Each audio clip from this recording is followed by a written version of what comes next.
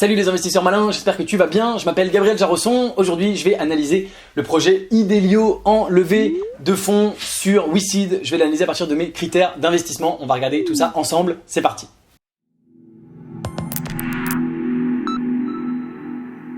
Idelio donc en levée de fonds sur WeSeed. Je suis sur le site internet ici. Voilà, tu peux investir à partir de 100 €. C'est en ligne pour encore un petit moment. Ils cherchent 300 000 €. Je suis également armé de mes critères d'investissement gagnants que tu connais peut-être. Si tu ne connais pas mes critères d'investissement, tu peux les télécharger dans la description de la vidéo juste en dessous pour comprendre de quoi je parle quand je parle d'unfair advantage, quand je parle de scalabilité. C'est un petit texte de 5-6 pages. C'est entièrement gratuit. Tu peux simplement le télécharger en mettant ton mail et comme ça tu comprendras de quoi je parle. Tu peux mettre la vidéo sur pause, aller lire et revenir. Par ailleurs, évidemment, si tu veux en savoir plus sur mes critères, il y a un endroit où j'explique mes critères en long, en large et en travers. C'est dans mon livre et il est là, t'as vu ça? Et je t'offre mon livre, le lien est également dans la description, je te l'offre, je te l'envoie chez toi en version papier.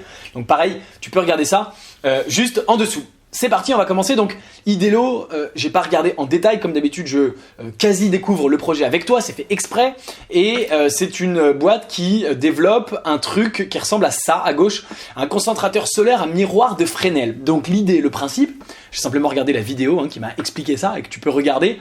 Le principe, c'est des plaques comme ça en des miroirs qui vont toutes renvoyer le soleil vers ce tube qui est là au milieu, qui est un tube en aluminium et ça fait chauffer à l'intérieur l'air qui monte jusqu'à 250 degrés et ça permet d'utiliser de l'énergie, tu vois, c'est assez grand et le tube hop ça passe là et ça va dans quelque part pour être utilisé par exemple avec Fruits Gourmet pour si j'ai bien compris faire sécher des fruits et voilà, sécher, pasteuriser, cuire, hygiéniser, déshumidifier, réfrigérer, stocker.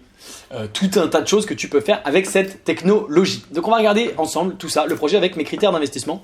Comme d'habitude, de base déjà, en partant du projet initial, on peut voir que c'est pas scalable, ça n'a pas d'effet d'échelle, c'est un produit physique. S'ils veulent en construire 10, il faut 10 fois les matériaux, 10 fois les ouvriers pour le construire. Tu le sais, chez Léonis Investissement, on n'investit que dans les produits qui n'ont pas de composantes physiques et qui ont donc une scalabilité des effets d'échelle, même si, bien sûr, sur un projet comme celui-ci, il y a des effets d'échelle industriels sur une production en gros volume, comme tu le sais, mais en fait, je vais peut-être changer ce critère pour dire simplement est-ce que c'est un produit physique ou pas.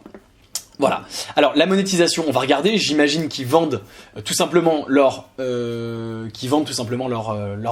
installation.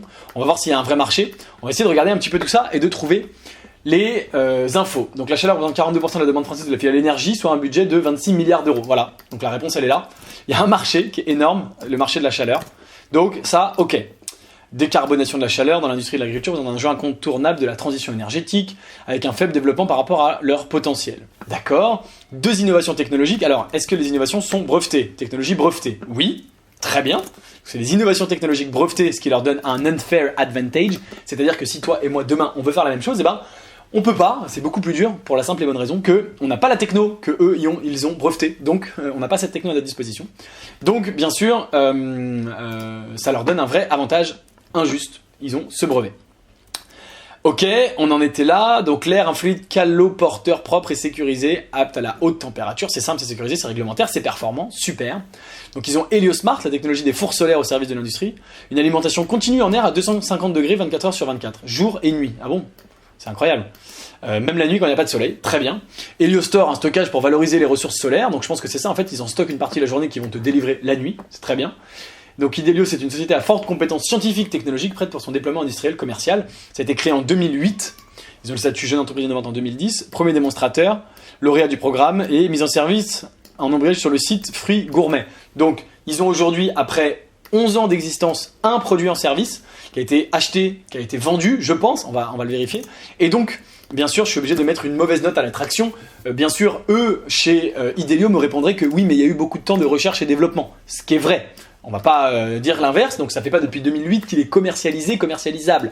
Mais il n'empêche que 11 ans après, ils auraient pu prendre un certain nombre de contacts en disant on va bientôt avoir ça, et si c'était une solution génialissime, extraordinaire, dont le marché avait vraiment besoin et envie, eh bien ils auraient d'autres clients. Ça ne veut pas dire que le marché en a pas besoin et envie, mais en tout cas ils n'ont pas fait un effort de communication, de commercialisation en amont, et aujourd'hui ils n'ont pas démontré actuellement une traction. Encore une fois, ça ne veut pas dire qu'ils ne le feront pas à l'avenir et que le marché en a pas besoin. Je suis pas en train de dire comme il n'y a pas de traction, ce projet, ce produit est nul. Pas du tout. Je suis simplement en train de dire aujourd'hui, dans les faits, il n'y a pas de traction commerciale. D'accord. Alors, 2 technologies vertes. compétitive, concurrentielle face aux énergies fossiles, bien sûr, et ressources renouvelables parmi les moins chères du marché. Donc, des marchés diversifiés, le séchage et la transformation, fruits, matériaux, bois, boue, de stations d'épuration, pasteurisation, le chauffage, réseau de chaleur, mix chaudière, biomasse, préchauffage de l'air de combustion, et le solaire froid, rafraîchissement, conservation, déshumidification, oui, parce que sinon ça veut rien dire. Ils ont une offre produit et une offre financière. D'accord, le Heliostore, il lisse les pointes sur le réseau, stratégie de développement. Pour 2020, 3 projets importants sont prévus. Donc un projet de R&D avec fruits gourmets, une unité de stockage Heliostore de 500 m3 et une centrale Heliosmart de 360 m3. D'accord, et c'est tout, on n'en sait pas beaucoup plus. Ils ont plein de partenariats, les fondateurs ont 82%, ce qui est très bien. On va bien sûr analyser l'équipe.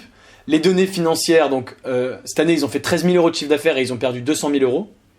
Et l'année prochaine ils espèrent faire 600 000 euros et en perdre 28 000. Et après, bien sûr, 2 millions, 5 millions, 8 millions en 2023, avec une équipe de 19 personnes.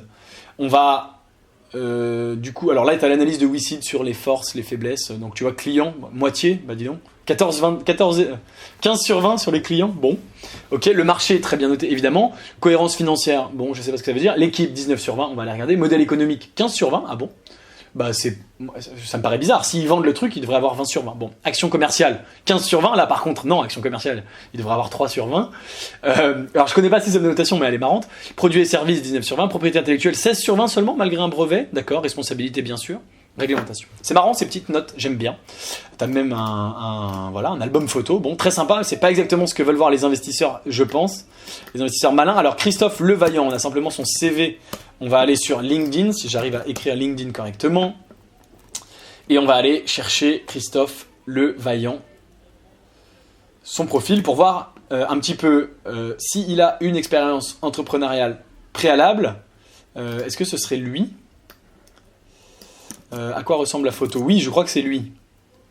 C'est lui, mais alors il est travailleur indépendant du secteur études-recherche. Donc il a même pas mis à jour son LinkedIn et il a fait école des mines et l'école centrale et on ne sait pas ce qu'il a fait avant. Alors du coup, on va être obligé de se rabattre sur le CV. D'accord, je comprends mieux.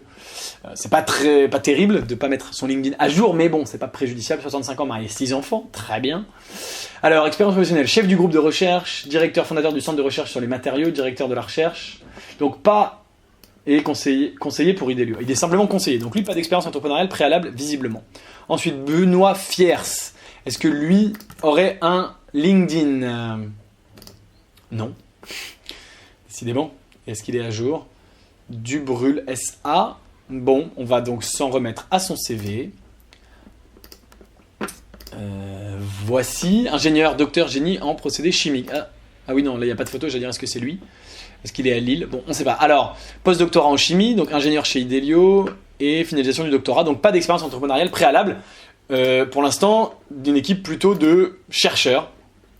En même temps, il est ingénieur de recherche et marché technologique. On va plutôt aller voir Didier Martin, alors, que je vais peut-être pas chercher sur LinkedIn, parce que des Didier Martin sur LinkedIn, tu dois en avoir. Ah si, co-founder Idelio. Il est là, ok. Région d'Elbe France, tac, 18 relations en commun, depuis 11 ans il est chez Idelio, et avant, rien, on ne sait pas. Qu'est-ce que nous dit son CV ?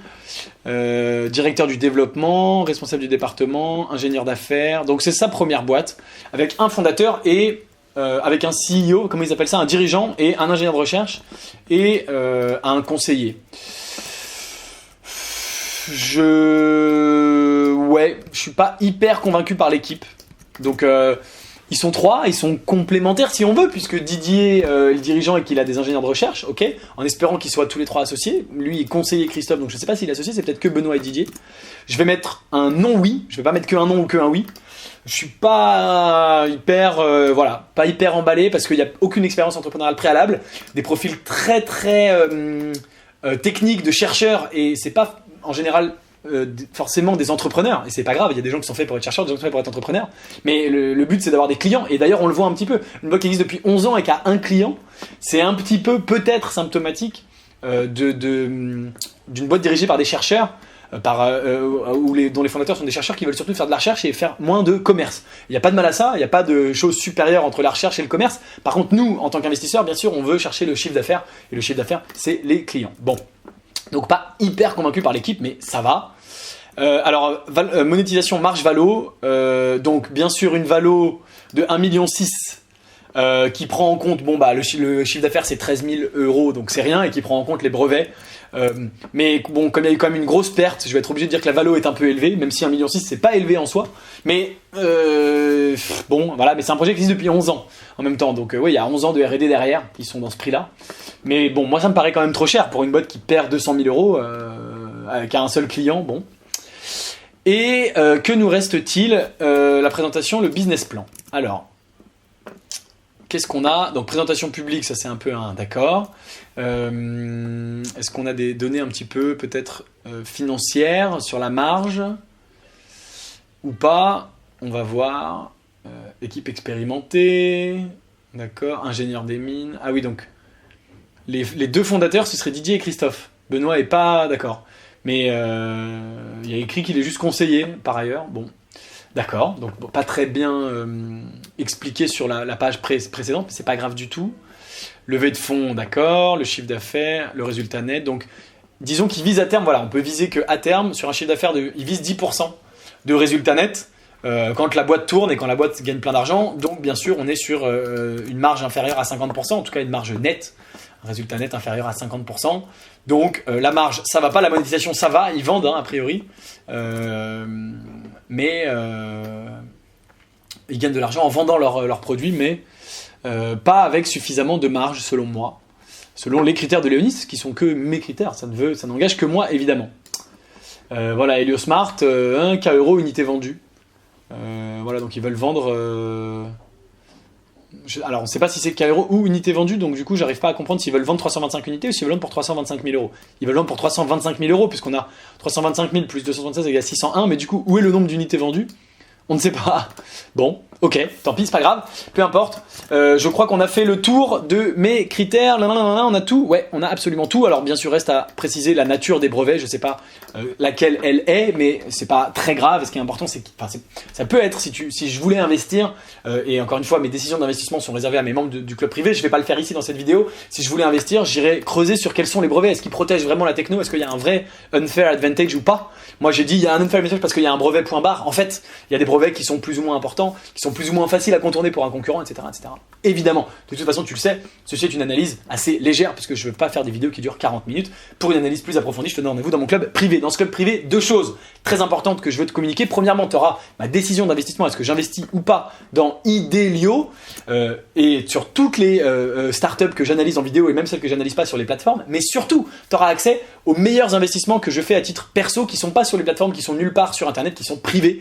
Et ce sont des investissements en France et dans la Silicon Valley. Mon métier, c'est de dénicher des super startups en France et dans la Silicon Valley pour investir avec mon club privé. On est 90, on investit plus de 200 000 € par deal. Si ça t'intéresse, le lien est dans la description. N'hésite pas, tu es le bienvenu. Merci d'avoir regardé la vidéo jusqu'au bout. J'espère qu'elle t'a plu. Si c'est le cas, bien sûr, mets-lui un petit pouce. Dis-moi en commentaire ce que tu penses de Idelio. Est-ce que tu vas investir ou pas et pour quelles raisons? Est-ce que j'ai oublié des choses? N'hésite pas à me le dire. Évidemment, si t'es pas encore abonné à la chaîne YouTube Léonis, je t'invite à le faire. Le bouton est juste en dessous. Abonne-toi, tu recevras toutes mes vidéos. Et moi, je te dis à très vite pour une autre vidéo. Ciao.